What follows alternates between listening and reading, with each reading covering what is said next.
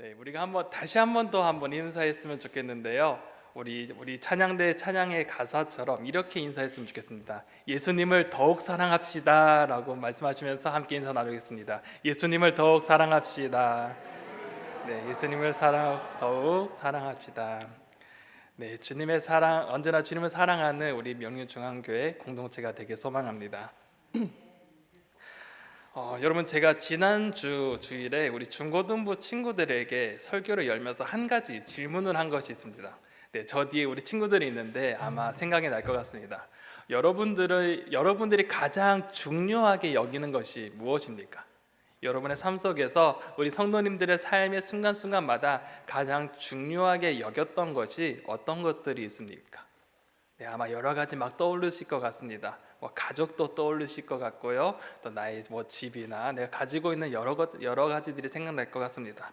또한 우리가 어떤 것을 얻기 위해 여러분은 애쓰고 노력한 것이 있을까요?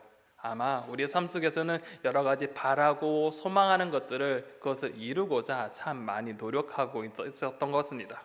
그런데 우리가 가장 중요하게 여겼던 것, 그리고 우리가 어떤 것을 얻고자 노력했던 것이 한순간에 무너뜨릴 수 있는 것이 있습니다. 이 모든 것들을 한 방에 무너뜨릴 수 있는 것, 그것이 과연 무엇일까요? 네, 우리 친구들은 아마 답을 알 것 같은데요. 바로 죽음입니다. 네, 우리 박기호 선생님이 너무 잘 알고 계신 것 같습니다. 이 모든 것을 한 방에 무너뜨릴 수 있는 것, 그것은 바로 죽음입니다. 죽는다는 것은 무엇입니까? 결국 죽었다는 것은 내가 모든 것들, 내가 꿈꿔왔던 것, 내가 가지고 있던 것을 모두 다 내려놓고 한순간에 없앨 수 있는 가장 강력한 것 중에 하나라고 느껴집니다. 죽음을 통해서 내가 소망했던 것, 내가 가졌던 희망들, 내가 가졌던 그 모든 것을 이 죽음으로 인하여서 모든 것을 내려놓을 수밖에 없습니다. 그래서 어떤 이들은 내가 가진 이 땅의 고달픔과 감당할 수 없는 슬픔 때문에 죽음을 선택하는 이들도 있습니다. 왜냐하면 모든 것을 내려놓을 수 있기 때문입니다. 하지만 이 막상 우리는 죽음에 대해서 굉장히 둔감하게 여기며 살아갑니다. 여러분도 혹시 어제 저녁 오늘 아침에 내가 죽을 것 같다라는 생각을 해보신 분이 계십니까? 네, 아마 대부분 없으실 것 같습니다. 사람은 살다 보면 사람이 인생에 대해서 내 앞에 있는 일에 대해서 늘 생각하지, 내가 정말 죽을 것 같아, 나 죽으면 어떡하지, 이런 두려움에 살아가는 사람들은 극히 일부분인 것 같습니다. 많은 사람들은 이렇게 이 죽음에 대해서 매우 둔감하게 살아갑니다. 그리고 혹시나 이 죽음을 떠올릴 때는 보통 내 주변의 지인이 죽었을 때 혹은 장례식장에 갔을 때 그때 죽음으로 인한 슬픔으로 우리는 많이 슬퍼하고 안타까워합니다. 하지만 그것이 나의 죽음으로는 와닿지 않습니다. 그저 상대방, 내가 사랑하는 사람들, 그 사람의 아픔 때문에 슬퍼하지 나의 죽음에 대한 인식 때문에 슬퍼하지는 않습니다. 그리고 또한 이 죽음이라는 주제를 들어보았을 때 아마 여러분들은 많은 분들이 다른 생각으로 옮겨서 다른 생각을 하시는 분들도 참 있을 것 같습니다. 그리고 이 유튜브 영상을 보신 분이라면 아마 이 죽음이란 단어를 떠올렸을 때 아마 다른 영상으로 클릭하실 수도 있습니다. 그래서 아마 이 영상의 조회수가 아마 극히 낮을 것입니다. 왜 그럴까요? 그 이유는 바로 단 한 가지입니다. 사람은 이 죽음의 단어를 떠올릴 때 본능적으로 회피하는 성향을 가지고 있기 때문입니다. 이 뇌 쪽으로 이 죽음이라는 단어를 마주할 때, 나의 죽음을 맞이할 이 생각을 할 때 뇌는 자연스럽게 다른 것을 생각한다는 것입니다. 2019년에 이스라엘의 도르 지데르만 연구원이 이 뇌에 관련해서 연구를 했습니다. 그래서 사람이 이 죽음과 자신의 죽음에 대해서 어떻게 뇌가 반응하는가에 대한 연구를 했는데 이런 결과가 나왔답니다. 우리의 뇌는 죽음이 자신과 연관된 것을 받아들이지 않는다. 이렇게 결과가 나왔습니다. 특히 우리의 뇌는 원시적인 방어 기제를 가지고 있어서 뇌가 자신의 죽음을 연관시키는 정보를 입수하면 뭔가가 우리에게 그런 정보를 신빙성이 없으니 믿을 수 없다는 생각을 들게 한다라고 말합니다. 결국 우리는 본능적으로 자신의 죽음에 대해서 회피하는 성향을 가지고 있다는 것입니다. 그리고 이에 대해서 깊게 생각하지 않은 것이 우리의 뇌의 메커니즘이고 우리의 일반적인 생각의 구조라는 것입니다. 하지만 아무리 뇌가 이 죽음에 대해서 방어 기제를 발동하고 회피한들 우리는 죽음의 문제를 피할 수 없는 것이 우리의 현실적인 문제입니다. 그리고 피할 수도 없고 회피할 수도 없습니다. 우리는 누구나 죽음을 직면하게 되고 있습니다. 그리고 이 죽음의 문제는 우리가 맞이하고 있는 오늘 이 사순절, 이 죄의 수요일과도 연관되어 있는 것을 우리는 아마 기억하실 것입니다. 여러분, 사순절이 무엇일까요? 사순절은 부활절을 맞이하기 전 이 40일을 뜻하는데, 예수님께서 광야에서 지내신 그 40일을 기억하면서 특별히 지내는 절기이기도 합니다. 이 기간에는 예수님의 그 순환을 우리가 기억하면서 그것을 깊이 묵상하면서 우리가 금식하며 자선을 행하기도 하며 절제의 삶을 살아가면서 이 부활을 기다리는 것이 바로 이 사순절이라는 절기입니다. 그래서 이 절기를 어떻게 하면 조금 더 자세하게 그리고 정확하게 설명할 수 있을까 여러 정의들을 찾아봤습니다. 그런데 이 연세대 김학철 목사님의 그 정의가 너무나 와닿았습니다. 이 사순절을 어떻게 표현하느냐? 이 사순절은 하나님의 은혜와 사랑이 예수 그리스도의 순종을 통해서 온전히 드러나는 것을 마음에 깊이 새기는 사건, 이 절기의 시간들을 바로 사순절이라고 설명하고 있습니다. 다시 말해 하나님께서 우리를 향한 그 애끓는 사랑이 있었고, 그 사랑은 바로 예수 그리스도의 순종으로서 시작하여서 십자가의 죽음과 부활로 우리에게 나타나는 그 시간을 마음 깊이 새기는 시간이 바로 이 사순절 기간이라는 것입니다. 그리고 오늘 그 시작이 바로 죄의 수요일, 참의 수요일이란 말로 이렇게 우리는 사순절을 시작합니다. 전통적으로 이 죄의 수요일에는 특별히 한 가지 행위를 했었습니다. 이 종려가지 나무를 불에 태워서 재를 만듭니다. 그리고 그 재를 이 손으로 찍어서 십자가의 모양으로 이마에 다 긋습니다. 이러한 예배 의식을 가지고 보통 죄의 수요일을 시작하게 됩니다. 이것이 무엇을 의미하느냐? 바로 자신의 죄에 대해서 깊이 슬퍼하며 참회의 시간을 가졌던 그런 시간들입니다. 그리고 이때 이 죄의 수요일, 이렇게 죄를 바르면서 이렇게 보냈던 이 시간에 함께 나눴던 그 성경 본문이 바로 우리가 함께 읽었던 본문이기도 합니다. 그래서 오늘 우리는 이 본문을 함께 읽으면서 이 사순절의 의미를 한번 되새겨 보았으면 좋겠습니다. 그리고 이 사순절 기간을 통하여서 오늘 이 죄의 수요일을 통하여서 우리가 어떠한 존재인지, 그리고 우리가 어떠한 소망을 가지고 살아야 될지에 대해서 우리가 함께 나누어 보고자 합니다. 이 시간 우리가 직접 하진 않았지만 우리가 이미 이마에 죄로 우리 이마에 십자가를 그었다 생각하고 오늘 본문의 말씀 우리가 다 같이 한번 읽어보도록 하겠습니다. 오늘 창세기 3장 19절 말씀을 이 시간 함께 읽겠습니다. 내가 흙으로 돌아갈 때까지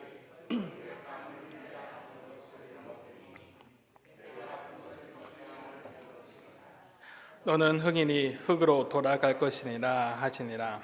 아멘. 오늘 말씀의 제목이 여러분 무엇인지 기억하십니까? 우리는 무엇입니까? 라고 이 제목을 던졌습니다. 하나님께서는 우리에게 이 질문에 이렇게 답하십니다. 너는 흙이니 흙으로 돌아갈 것이니라. 이렇게 말씀하십니다.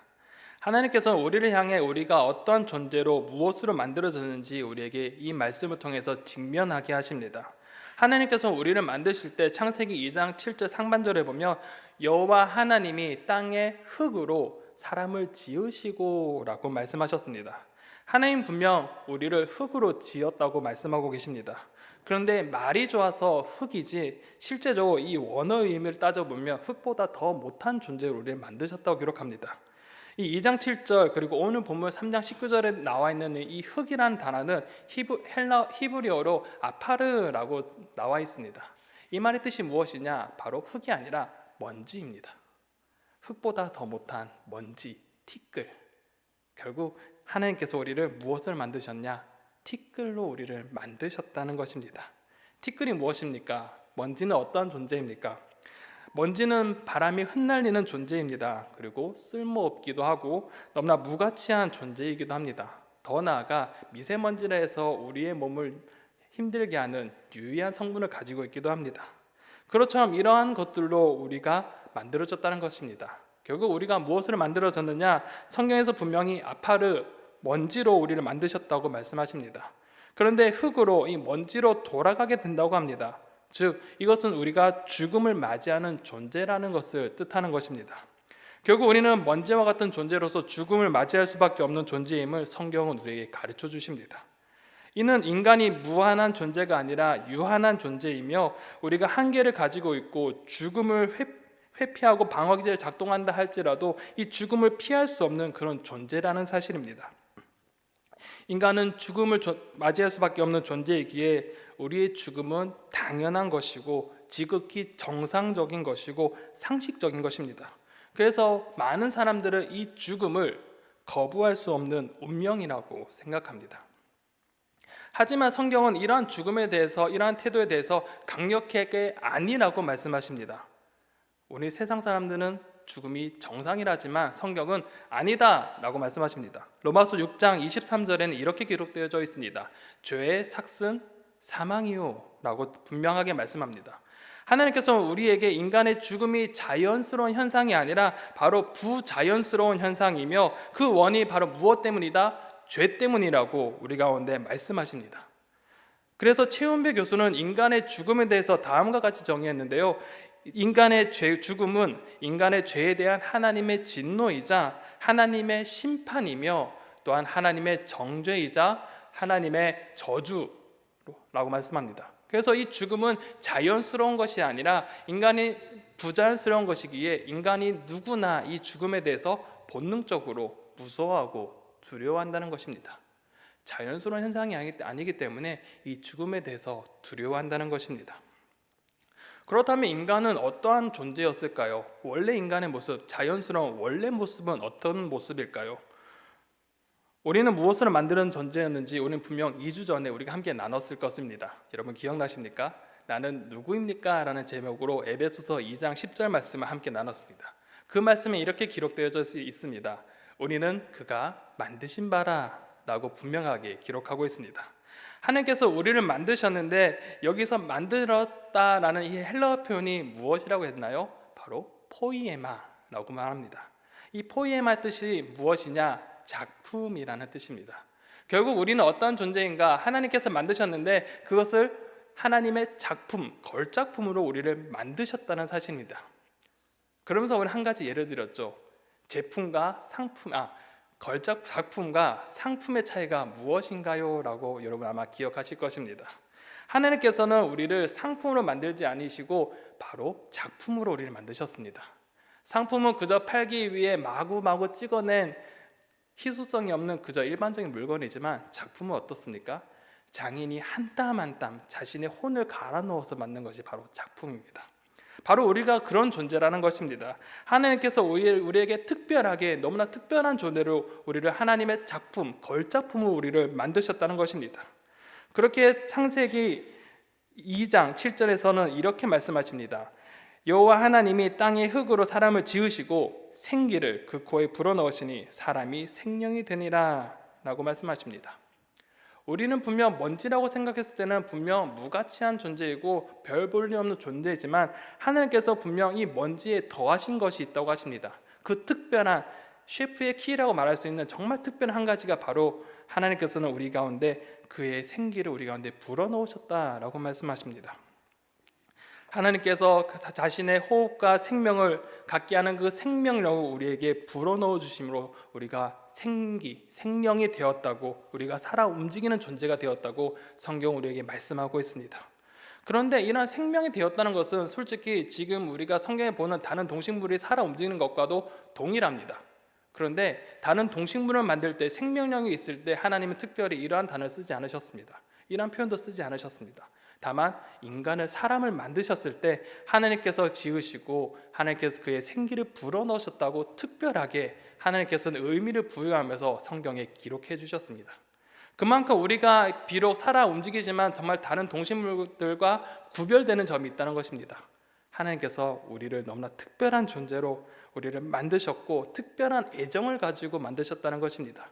그래서 창세기 1장에 보면 우리를 하나님의 형상으로 지으셨다고 말씀하시면서 하나님과 우리가 어떠한 존재로 나아가기 원하셨느냐, 우리가 하나님과 우리가 사귐의 존재로 우리를 만드셨다고 기록하고 있습니다. 결론적으로 우리는 먼지로 만들어졌습니다. 하지만 그 속에 하나님께서 생기를 불어넣으심으로 하나님의 형상대로 만드심으로 우리를 매우 가치 있게 만드셨고 특별한 존재로 만들어 주셨습니다. 그리고 하나님께서 만드신 이 아름다운 나라, 질서가 있는 나라, 하나님의 나라인 천국에서 하나님과 함께 그 나라를 가꾸면서 살아가게 하셨습니다. 그래서 아담 그리고 하와는 이 죽음이라는 것을 인식도 하지 않냐고 너무나 평화롭게 살 수 있었던 것입니다. 그런데 이러한 평화는 한 사건으로 인해서 모든 것이 철저하게 파괴되어지고 버립니다. 바로 인간의 불순종, 이 죄를 짓게 됨으로써 모든 것이 파국으로 치닫게 되어집니다. 그리고 그 과정은 우리가 너무나 잘 알고 있습니다. 하나님께서 딱 한 가지 하지 말라고 했던 것, 선악을 알게 하는 그 나무의 열매를 먹지 말라라고 하셨지만 아담과 하와는 이 죄의 유혹으로 인하여서 이 선악을 알게 하는 그 나무의 열매를 먹음으로써 죄를 범하였습니다. 그리고 그 결과 어떻게 되었을까요? 로마서 5장 12절은 정말 한 절로 정말 정확하게 묘사합니다. 로마서 5장 12절은 이렇게 말씀합니다. 그러므로 하나님 한 사람으로 말미암아 죄가 세상에 들어오고 죄로 말미암아 사망이 들어왔나니 이와 같이 모든 사람이 죄를 지었으므로 사망이 모든 사람에게 이르렀느니라 라고 말씀합니다. 죄로 인하여서 사람은 죽을 수밖에 없는 존재가 되었습니다. 아담의 후손인 그 모든 사람들이 그 죄의 영향력 아래 살 수밖에 없었던 것입니다. 그렇다면 여기서 말한 죄라는 무엇일까요? 로마서 5장 12절에 이 죄라는 것은 헬라어로 하마르티아라고 기록하고 있습니다. 이것은 어디에 비유할 수 있느냐? 궁수가 이 쏜 화살이 관역을 벗어나는 것을 의미합니다. 궁수가 관역을 겨누어서 화살을 쏘아야 되는데 그 화살이 벗어났다는 것입니다. 그것은 무엇을 뜻할까요? 바로 궁수가 관역을 보지 않고 다른 곳을 보았기 때문입니다. 다른 곳을 보았기 때문에 화살이 관역을 벗어나게 되는 것입니다. 그 시선이 우리가 거하는 그 시선이 바로 관역이 아닌 하나님이 아닌 다른 곳에 머무른 것, 그것이 바로 죄라는 것입니다. 궁수가 관역에 집중하지 않고 겨누지 하는 것, 다른 곳으로 눈을 돌리면 그 관역 화살은 다른 곳으로 갈 수밖에 없습니다. 그 시선이 머무는 곳에 그 화살이 날아갈 수밖에 없습니다. 즉 죄라는 것은 우리가 하나님께 집중해야 될 시선을 다른 곳으로 옮겨가는 것, 그것이 바로 죄라는 것입니다. 어제 보면 이거와도 비슷한 것 같습니다. KTX를 타고 가는데 선로에 따라 기차는 움직입니다. 그런데 그 선로를 벗어나 이탈하는 것, 어쩌면 그것이 죄가 아닐까 싶습니다. 그렇죠. 우리는 하나님의 형상대로 창조되었고 하나님과 교제하는 사람으로서 우리가 만들어졌습니다. 하나님께서 우리의 시선을 맞추고 우리가 우리의 마음을 하나님께 향하며 살기를 원하셨는데 그렇지 않고 다른 곳을 향해 눈길을 주고 다른 곳에 마음을 뺏기는 것, 이러한 모습의 죄를 이 아담과 하와가 지었던 것입니다. 하와가 범죄할 당시 상황을 한번 떠올려 봅시다.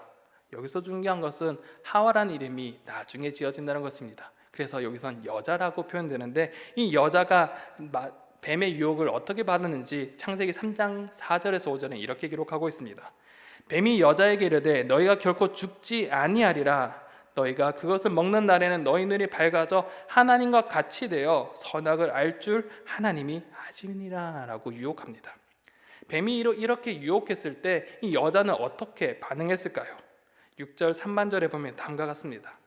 여자가 그 나무를 본즉 먹음직도 하고 보암직도 하고 지혜롭게 할 만큼 탐스럽기도 한 나무인지라 라고 말합니다. 평소에는 보지 않았던 것, 평소에는 관심이 없었던 것이 그 뱀의 유혹으로 인해서 그 나무가 너무나 먹음직하고 보암직하고 그 지혜롭게 할 만큼 탐스럽게 보였다는 것입니다. 그런 게 이렇게 보면 꼭 선악을 알게 하는 나무의 열매가 매우 매력적이고 그곳에 딱 한 그루만 있었던 것처럼 보입니다. 그런데 여기서 우리가 한 가지 생각해 봐야 될 것이 있습니다. 그 나무 옆에 무엇이 있었을까요? 선악을 알게 하는 나무 옆에 어떤 것이 있었을까요? 여러분 혹시 기억하십니까? 네, 동항중앙에 두 그루의 나무가 있다고 기록되어져 있습니다. 창세기 2장 9절에는 여호와 하나님이 그 땅에 보기에 아름답고 먹기에 좋은 나무가 나게 하시니 동산 가운데는 생명나무와 선악을 알게 하는 나무도 있더라 라고 기록하고 있습니다. 분명 선악을 알게 하는 나무가 그 바로 옆에 너무나 매력적인 생명나무가 있었다는 것입니다.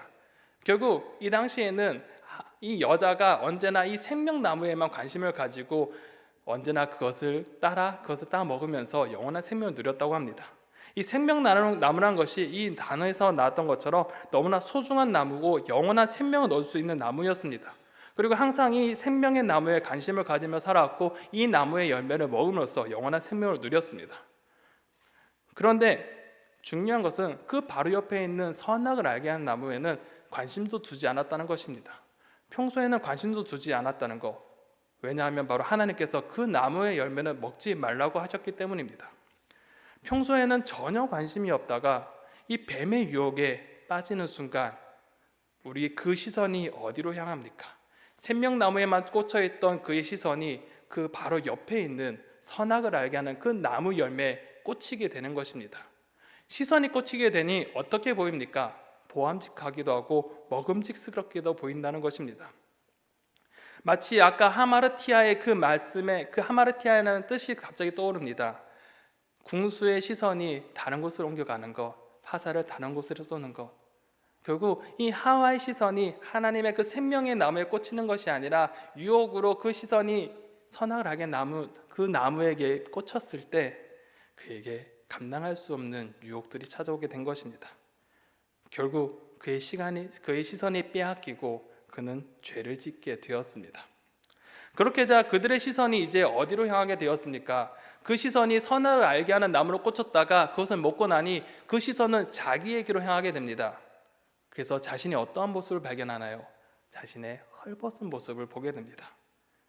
하나님께 시선이 집중되었고 그 모든 것이 자연스럽게 여겨졌던 것이 죄로 인하여서 그 시선이 이제는 자기 자신에게 집중되는 것입니다. 그래서 그것이 너무나 부끄럽게 여겨졌고 그 부끄러움을 감추고자 애쓰고 노력했습니다. 그래서 무화과 나무 열매로 자신의 치마를 만들어서 둘러 그 부끄러움을 감추고자 했습니다. 그리고 하나님의 시선을 피하고자 숨어버리기 시작합니다.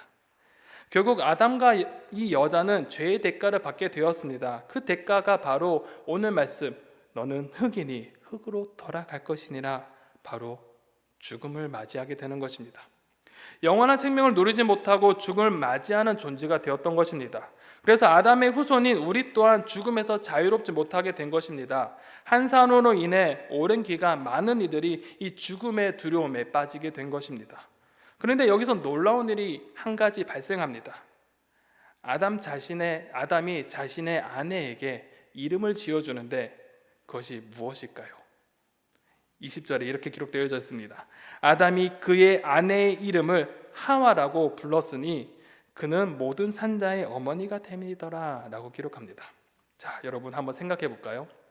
죄를 지었습니다. 하나님께서 너에게 죄를 지었으니 흙으로 돌아갈 것이라고 말했습니다. 모든 것이 망한 상태입니다. 모든 것이 현 상황에서 말 그대로 망한 상태여서 모든 것을 잃어버렸습니다. 그리고 죄로 인해서 생명도 없어지고 자신의 거처에서도 쫓겨나가야 될 판국입니다. 더 나아가서 아담은 이 일의 원흉이 자신의 아내를 여기면서 그 원흉을 자신의 아내로 여기면서 분명 저 같았으면 아마 하와라는 이름 대신 아마 왼수라고 적지 않았을까라고 생각되어집니다. 하와 때문에 죄를 짓게 된 아담은 분명 이렇지 않았을까요? 자신의 원수 같은 하와만 아니었으면 죄를 짓지 않았을 건데 라는 생각도 했을 것입니다. 그래서 우리는 당연히 그 이름을 지을 때 원수, 왼수 이렇게 지었을 것 같습니다. 그런데 특이하게도 아담은 이 하와를 향해서 어떻게 이름을 지었느냐? 하와라고 지어집니다. 근데 그 각주에 보면 이 하와의 뜻이 무엇이나 나와 있을까요? 생명입니다. 참 아이러니하지 않습니까? 아담은 영원한 생명을 잃어버렸는데 오히려 자신의 아내를 향하여서 생명이라고 지었습니다. 왜일까요? 왜 이런 상황 속에 모든 것이 망한 그런 상황 속에서 아담은 자신의 아내에게 생명, 하와라고 이름을 지었을까요? 그 힌트가 바로 15절에 숨겨져 있는 것 같습니다. 15절에 하나님께서 뱀을 저주하실 때 이렇게 말씀하셨습니다. 내가 너로 여자의 원수가 되게 하고 내 후손도 여자의 후손과 원수가 되게 하리니 여자의 후손은 내 머리를 상하게 할 것이요 너는 그의 발꿈치를 상하게 할 것이니라 라고 말씀하십니다. 자신들에게 원수와 같은 이 뱀의 머리를 여자의 후손이 상하게 한다고 할 것이라고 말씀하십니다. 그리고 이 여자의 후손은 이것으로 인해서 그 발꿈치가 상하게 될 것이라고 말씀합니다. 이것이 무엇일까? 우리는 바로 예수님을 한번 떠올려 볼 수 있습니다. 이는 여자의 후손, 즉 아담과 여자로 이 인류가 끝나는 것이 아니라 계속 이어질 것이고, 더 중요한 것은 자신들의 이 원수가 어느 날 분명하게 무너지고 상하게 될 것인데, 그때가 누구 때문인가? 바로 여자의 후손으로 그 뱀의, 사단의 그 머리가 짓밟히고 상하게 될 것이라는 것입니다. 어쩌면 이러한 믿음 때문에, 혹은 자신의 생명이 지금 죽지 아니하고 계속 후손 자손이 있기에 계속 연장될 것이라는 그 믿음이 있었지 않았을까라는 생각합니다. 중요한 것은 이런 아담의 이런 행위 뒤에 하나님의 놀라운 위로의 손길이 펼쳐집니다. 21절에 보면 여호와 하나님이 아담과 그의 아내를 위하여 가죽옷을 지어 입히시니라 라고 말씀하십니다. 하나님께서는 그들의 치부를 가리고자 했던 그 무화과 나무 잎을 엮어 만든 그 치마 대신에 옷을 만들어 주십니다. 근데 여기서 치마와 옷, 다른 개념이 나옵니다. 그들의 치마는 우리가 아는 그 치마를 의미할 것 같습니다. 그런데 하나님께서 만든 이 옷이 무엇이냐? 상반신을 가리고 흔히 말하는 무릎까지 원피스와 같은 그런 온몸을 가릴 수 있는 옷을 만들어 주셨다는 것입니다. 더 나아가 그것을 나뭇잎이 아니라 바로 가죽옷으로 하나님께서 지어 입히셨다고 합니다. 가죽옷이 무엇입니까? 어떤 누군가, 어떤 동물의 그 가죽이라는 것이지 않습니까? 결국 그 누군가의 희생과 피 흘림을 통해서 그들의 치부를 가리워 주셨고 그들을 감싸 주셨다는 것입니다. 하나님께서는 그들이 비록 심판을 받아 하나님과 함께할 수 없게 되었지만, 하나님은 그들을 위로해 주시고 하나님이 스스로 한 생명을 취하셔서 그들을 입히시면서 그의 치부를 가르어 주시고 감싸 주셨다는 것입니다. 그리고 이러한 하나님의 은혜가 바로 오늘 이 사순절과 맞닿아 있습니다. 우리는 아담의 후손으로서 영원히 죽음이라는 굴레를 벗어날 수 없는 유한한 존재입니다. 여전히 죄 가운데 허덕이면서 죄의 수치 속에 살아가는 그 인간입니다. 그런데 하나님은 이러한 인류를 가만히 내버려 두지 않으셨습니다. 하나님께서는 그의 아들의 희생을 통하여서 우리의 수치를 가려주시고 그 죽음을 거두어 주시고 영원한 생명을 허락해 주시고자 하셨습니다. 그의 희생은 바로 대속, 인류를 대신하여 죽는 것이었습니다. 그런데 이것은 그리 쉽지 않았습니다. 하지만 예수님은 이 하나님의 뜻에 순종하셨습니다. 그리고 여자의 후손으로서 동정녀 마리아를 통해서 이 땅에 태어나시게 되었고, 발꿈치가 상함과 같이 그의 몸을 상함으로 죽음을 맞이하셨고, 또한 부활하심으로써 그 죄의 권세를, 사단의 권세를 무너뜨리신 것입니다. 그래서 고린도전서 15장 20절에서 22절에는 다음과 같이 말씀하십니다. 그러나 이제 그리스도께서 죽은 자 가운데서 다시 살아나사 잠자는 자들의 첫 열매가 되셨도다. 사람이 한 사람으로 말미암아 죽은 자의 부활도 한 사람으로 말미암는도다. 아담 안에서 모든 사람이 죽은 것 같이 그리스도 안에서 모든 사람이 삶을 얻으리라. 하나님께서 이렇게 말씀하십니다. 비록 우리가 아담의 후손으로 우리는 죽음의 그 그늘 아래에 있지만, 예수 그리스도께서 우리를 위해 죽으시고 부활하심으로써 예수님께서는 부활의 첫 열매가 되셨습니다. 그리고 우리는 예수 그리스도를 믿음으로 말미암아 그리스도의 부활이 나의 부활이 되었고 영원한 생명을 선물로 받게 된 것입니다. 그래서 로마서 6장 23절에는 우리에게 이렇게 말씀하십니다. 죄의 삭은 사망이요 하나님의 은사 혹은 하나님의 선물은 그리스도 예수 우리 주 안에 있는 영생이니라 라고 말씀하십니다. 비록 우리는 죄로 인해서 죽을 수밖에 없었지만, 하나님은 우리에게 영원한 생명을 우리에게 선물로 주시고자 했습니다. 그래서 예수 그리스도께서 하나님 말씀에 순종하여 이 구원의 여정을 감당하셨던 것입니다. 사랑하는 우리 명륜중앙교회 성도 여러분, 지금까지 우리는 인간이 무엇인지 그리고 어떠한 존재였는지 살펴보면서, 또한 이러한 모습이 죄로 인해 훼손되었고 이를 회복하시는 하나님의 그 구원의 사역, 예수 그리스도의 부활이라는 큰 그림을 우리가 함께 살펴보았습니다. 그리고 이러한 과정이 바로 오늘 사순절 이 절기와 제수요일을 지키는 목적이기도 합니다. 사순절이 무엇입니까? 예수님의 순환의 의미를 깊이 생각하면서 경건하게 지내는 절기입니다. 더 나아가 이 사순절이라는 것을 그 하나님의 그 은혜와 사랑, 그리고 이 예수 그리스도의 순종을 통해 온전히 드러난 그 은혜들을 마음 깊이 새기는 것이 바로 이 사순절 절기입니다. 즉 하나님께서 우리에게 베풀어 주신 그 구원의 은혜와 예수 그리스도의 순종으로 감당하신 그 순환을 생각하며 이것이 나의 죄로 인함임을 기억하며 나아가는 것입니다. 그리고 이 죄의 수요일, 죄를 이마에 바름으로 우리가 죄로부터 먼지임을 기억하는 날이기도 합니다. 그래서 우리의 죄를 참회하며 부활의 소망을 믿고 의지하는 날이 바로 오늘입니다. 우리는 죄로 인해 죽을 수밖에 없는 존재입니다. 흙이니 흙으로 돌아갈 수밖에 없는 존재입니다. 먼지와 같은 존재였습니다. 하지만 하나님은 이러한 무가치한 존재를 그저 내버려 두지 않고 우리를 회복시키고자 하셨습니다. 그리하여 예수 그리스도를 우리에게 보내주시고 그 예수 그리스도께서 우리의 죄를 감당해 주셨습니다. 사랑하는 성도 여러분, 이번 사순절 이러한 사실을 마음속 깊이 새기는 그런 시간들이 되기 소망합니다. 죄를 범한 우리를 끝까지 놓지 않으셨던 그 하나님의 사랑, 그 애끓는 하나님의 사랑을 깊이 묵상하며 또한 그 하나님의 애끓는 사랑을 예수님께서 순종함으로 그 순환당하셨던 그 순종을 우리가 기억하면서 또한 우리가 무엇 때문에 예수님께서 그렇게 순환당하셨는지 묵상하며 이 절기를 보내는 우리 명륜중앙교회 성도님들이 되시기를 간절히 소망합니다. 기도하겠습니다.